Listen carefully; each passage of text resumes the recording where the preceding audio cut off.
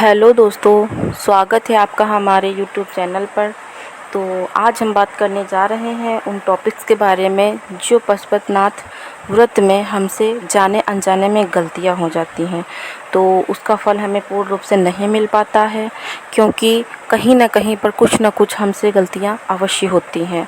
तो चलिए आज उन गलतियों के बारे में बात करते हैं। तो सबसे पहली गलती तो ये है कि जब हम सुबह की पूजा करते हैं और बाद में आकर के उस थाली को धुल देते हैं, तो ऐसा बिल्कुल नहीं करना होता है, क्योंकि जो थाली हम सुबह इस्तेमाल करते हैं पूजा के लिए, वो थाली हमको सेम टू सेम ला करके ऐसे ही रख देनी होती है।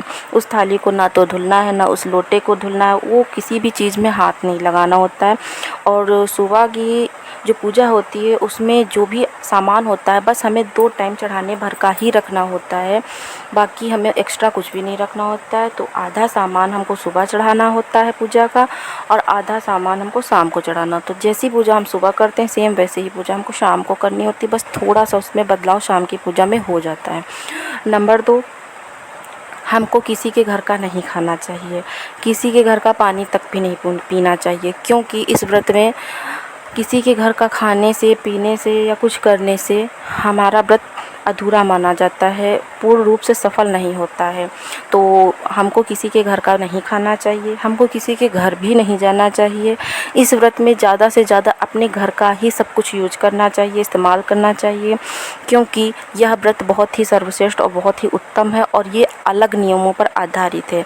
इसीलिए इस व्रत में हमको किसी के दूसरे का घर का खाना पीना नहीं चाहिए, और मंदिर से हमें सीधे अपने घर की ओर ही आना चाहिए, ना बीच में रुकना चाहिए, ना किसी से बात करनी चाहिए, बस सीधे अपने घर चले आइए। क्योंकि बहुत से लोग होते हैं रास्ते में रुक गए, किसी के यहाँ कुछ हो रहा है तो खड़े हो गए, किसी से बात करने लगे, ऐसा बिल्कुल भी नहीं करना है। मंदिर से पूजा करके डायरेक्ट अपने घर को ही आना है, तभी हमारा व्रत सफल माना जाता है। इसमें इधर उधर घूमा नहीं जाता है। और अगला पॉइंट ये है कि इस व्रत में हमको कहीं ज़्यादा घूमना नहीं होता है। हमको एक ही शिवलिंग, एक ही शिवालय में पूजा करनी होती है 5 सोमवार तक, ना कि हमको शिवालय बदलने होते हैं। तो यह व्रत अपने घर पर ही किया जाता है, और बहुत सारे लोग हैं जिनको यह बात नहीं पता है, लेकिन ये व्रत अपने घर पर ही किया जाता है और एक ही मंदिर में इसकी पूजा होती है। ना तो शिवालय बदला जाता है, ना ही मंदिर बदला जाता है, और ना ही वो जगह बदली जाती है। जहाँ से हम शुरुआत करते हैं पहले सोमवार को, वहीं पर ही हम उद्यापन करते हैं। सारा पूजन विधि हम एक ही शिवालय में करते हैं।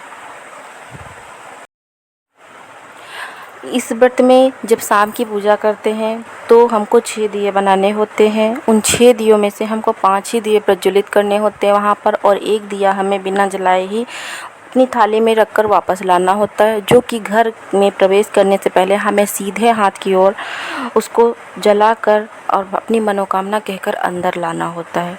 पर बहुत से लोग होते हैं जिनसे यह गलतियां हो जाती हैं कि हम 6 के 6 दिया मंदिर में ही जला देते हैं, तो इस बात का भी हमें ध्यान रखना होता है। और अगला पॉइंट ये है कि इस दिन जो भी भोग हम तैयार करते हैं वो भोग हमें ज़्यादा नहीं बनाना होता, सिर्फ 3 भाग ही उसके करने होते हैं। पर बहुत से लोगों से यह गलतियां हो जाती हैं कि भोग बनाते हैं, फिर बर्तन में लास्ट में भी वो बच जाता है, बच्चों को भी दे देते हैं या घर में किसी भी सदस्य को दे देते हैं। तो इस दिन ऐसा नहीं करना होता है, ना तो इसमें बाहर से भोग आता है, आपको घर में ही बनाना है और सिर्फ 3 भाग के लिए ही बनाना है, इससे ज़्यादा नहीं बनाना है। फिर आपको मंदिर जा कर के पूजा करके भोग लगा करके 2 भाग वहाँ रख देना और एक प्रसाद रूप में ला करके हमको घर पर खाना होता है। अगला पॉइंट ये है कि हम मंदिर से जो भी भोग अपना तीसरा भाग लेकर आते हैं, वह भोग बहुत से लोग हैं लाकर रख देते हैं, उसको खाते नहीं, या अभी खा लेंगे तभी खा लेंगे किया करते हैं। तो ऐसा नहीं करना है। वह भोग सबसे पहले ला कर के आपको खाना होता है, उसके बाद में ही आपको घर में कुछ और खाना होता है। आप फलाहार कर सकते हैं, आप एक टाइम का भोजन भी कर सकते हैं, पर हाँ, जहाँ तक हो तो व्रत में ज़्यादा खाना पीना नहीं चाहिए, क्योंकि ज़्यादा खाने पीने से फिर व्रत में वो बात नहीं रह जाती है। जितना हम परिश्रम कर सकते हैं उतना ही हमको करना चाहिए, और ज़्यादा इधर उधर खाने के चक्कर में नहीं पड़ना चाहिए। इसीलिए इस बात का बहुत ही ज़्यादा ध्यान रखना चाहिए कि भोग हमें सीमित मात्रा में ही बनाना चाहिए और बाकी उसमें कुछ एक्स्ट्रा ना हो। और भी एक गलती है जो हम सबसे जाने अनजाने में हो जाती है, पर वो गलती तो छोटी है, पर उसका फल हमें पूरा नहीं मिल पाता है, वो गलती मानी जाती है, क्योंकि वो गलती ये है कि हम जब भी मंदिर जाते हैं आटे के या मिट्टी के जो भी दिए बना कर ले जाते हैं, तो उन दियों को हम बना के तो घर से ले जाते हैं, पर बत्ती है, घी है, वो सब हम जा कर के मंदिर में लगाते हैं। तो ऐसा कुछ भी नहीं करना, चाहे वो बत्ती हमको लगानी हो, चाहे हमको घी डालना हो, दीपक बनाना हो, या फिर हमें भोग तैयार करना हो, ये सब कुछ हमको घर से ही करके ले जाना होता है। मंदिर में कुछ भी नहीं करना होता। वो सुबह के टाइम की भी पूजा में यही होता है और शाम के टाइम की पूजा में भी यही होता है, सब कुछ हमें घर से ले जाना होता है। पर जो भोग हमारा होता है उसके भाग 3 हमको मंदिर में ही करने होते हैं। जब हम पूजा कर लेते हैं तो भोग लगाने के टाइम में उसके हमको 3 भाग करने होते हैं, बाकी सब कुछ हमें घर से रेडी कर कर ही ले जाना होता है। तो ये गलती ज़्यादातर हमसे सबसे जाने अनजाने में होती ज़रूर है। अगली गलती ये होती है कि जब हम मंदिर में आटे के 6 दिए लगाते हैं, तो हमको उसमें से 5 जलाने होते हैं, एक बिना जलाए हमको घर वापस लाना होता है। तो क्या करते हैं, बहुत सारे लोग हैं जो 6 दिया होते हैं तो 5 ही उतारते हैं थाली से, छठा दिया नहीं उतारते हैं। लेकिन ऐसा नहीं करना होता है, हमको 6 के 6 वो दिया नीचे उतारने होते हैं थाली से। उसके बाद हमें 5 दिए जलाने होते हैं और एक अपना थाली में रख कर वापस लाना होता है।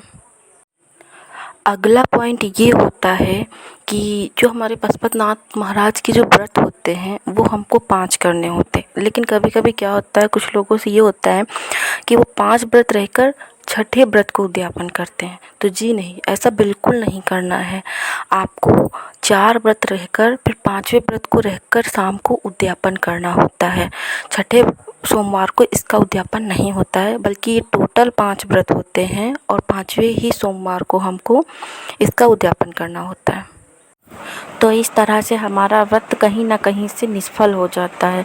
तो इन बातों का हम सबको अवश्य ध्यान रखना चाहिए कि व्रत में हमें सारे नियमों का पालन करके अच्छे से, भावना से और आस्था और विश्वास से हमको इस व्रत का पालन करना चाहिए। और हाँ, भगवान पशुपतिनाथ पशुओं के देवता हैं, भगवान का भी बहुत ही अच्छे से पूजन करना होता है। और चींटियों को दाना खिलाना चाहिए, चिड़ियों को दाना खिलाना चाहिए, गाय को रोटी खिलाना चाहिए। हमको सबको भी पशुओं से प्यार करना चाहिए, क्योंकि भगवान भोलेनाथ को पशु अति प्रिय हैं। इसीलिए यह पशुपतिनाथ व्रत बहुत ही उत्तम है। हर हर महादेव दोस्तों, श्री शिवाय नमस्तुभ्यं।